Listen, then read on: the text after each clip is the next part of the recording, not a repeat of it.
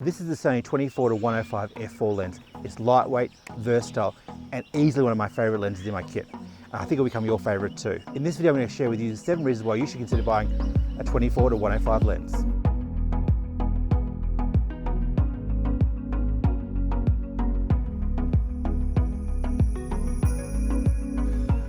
Hi everyone, I'm Adrian. I'm an Australian landscape photographer, and I'm here to bring you the best tools and tips to help you improve your own landscape photography. Today I want to talk to you about the Sony 24-105 f4 lens I've been using for the last 3 years since I got my Sony A7III. I always carry this lens with me, and looking at my Lightroom catalogue tells me it's my most used lens in 2021. So why is that? So let's crack on and look at 7 reasons why I think the 24-105 is a lens you should have in your kit. And be sure to stick around to the end because I'll talk about why I didn't get the 24-70 f2.8. So one of the reasons you might want to consider the 24-105 is how lightweight and compact the lens actually is. Now, I've got the lens hood on here as well, but if I take the lens hood off, you can see how small in terms of its form it actually is. Weighing just 662 grams or about 23 ounces.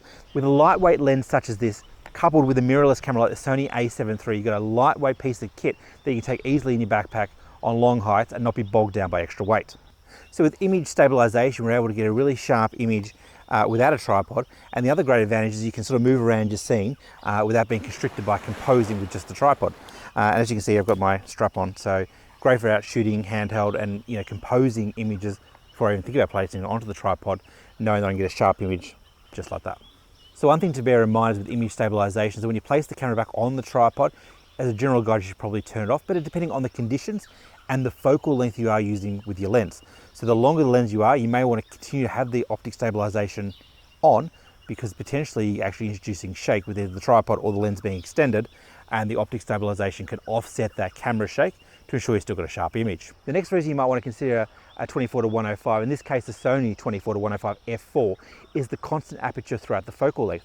What that basically means is you can go from say 24mm through to 105 and you'll have a constant aperture of f4, which means in low light situations you don't have to be too concerned about a loss of light by having the same aperture. It's only a small reason, but it's a tiny advantage that's worth considering. So if you do have any questions about say the Sony 24-105, feel free to drop me a question below in the comment section. I'll do my best to get back to you and answer those questions for you. So the next reason you might want to consider a 24-105 is you actually can shoot wider than 24mm. You can actually shoot as a panorama. Clearly shooting as a panorama and turning the camera into the portrait orientation and shooting across there, often doing woodland photography. And whilst this requires more work in post-production, it does give you that extra flexibility and adaptability by only having the one lens to get a much wider scene. So in the example I'm showing you now in a cool temperate rainforest, I took a panorama using the 24-105 because actually on that day, that was the only lens I had, I was able to get a wider scene in the rainforest by having just the one lens. The other advantage is less distortion in the image. So in the images I'm showing on the screen now, you can see the rainforest and the trees have their natural perspective of being shot at say 35mm, but I've got a wider scene. So one thing to bear in mind is you wouldn't want to do this as your default option for your wide angle scenes, unless you've got a lot of processing power, because the file size itself will be extremely large when you import it into the computer. So unfortunately, it got really busy where we're at on the trail, so I've come back into the studio to talk you through the rest of the reasons. So the next reason is around the option of having a flexible focal length. Most of the time I have this camera attached to my camera ready to go in my camera bag, so if I pull up to a location I want to start shooting straight away, no mucking around with lens choice, I know I've got the flexibility and the versatility of 24-105, which covers most situations that I shoot in. Whilst talking about versatility, this is a great all-round lens. It's really comfortable doing street photography, landscape photography, or intimate woodland scenes. Potentially it's even capable for weddings and say for portraits. When I first got my Sony A7III 3.5 years ago, I used this lens exclusively for the first 12 months. Photographing my children, seascapes, landscapes. We travelled up the east coast of Australia. It's been a fantastic lens, and it's a lens that I really enjoy using. So by having the flexibility of say 24mm to be able to go wide, maybe not ultra wide like say 14mm, you still do get that natural perspective at 24mm in say your backgrounds. Whereas if you're shooting say longer, say in the mountains, at 105mm, you're still gonna get that natural perspective and be able to convey the presence of those mountains without looking too small in your frame. But you have that flexibility from going from 24 through to 105. Hopefully you value out of this video, and if you have, hit that like button so we can get the video out to more people who'd be interested in learning about the Sony 24-105.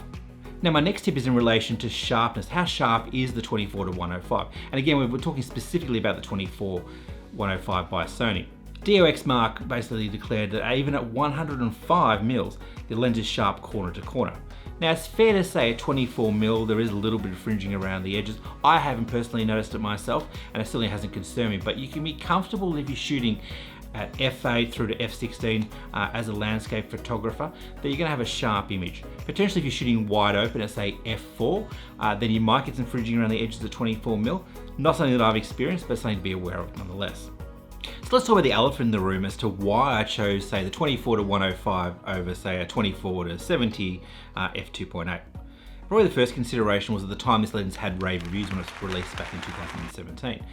But beyond that, the biggest consideration was I was going from a full frame DSLR that was quite heavy with heavy lenses, and I thought to myself, well, I want to get some weight gain. Actually not weight gain, lose some weight and have a more lightweight kit. So it was my primary concern. The other reason as well, I wasn't shooting really beyond probably 100mm at the time as well. But now I also own a 70-200 f4, which is still a lightweight option and is well complemented by this lens. So I don't feel that I'm actually missing out by not having that 24-70. And in practical terms, the difference between one stop of light, say f2.8 to f4, is really not a big concern as a landscape photographer. And I rarely shoot wide open, certainly not beyond f4, and that would be extremely rare.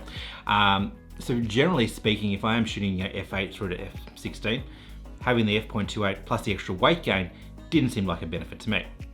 And as you saw earlier, using the camera handheld, whilst the Sony A7 does have inbuilt image stabilization, as does the lens, I'm able to use the 24-105 f4 with the image stabilization, which most 24-70s f2.8 don't actually have.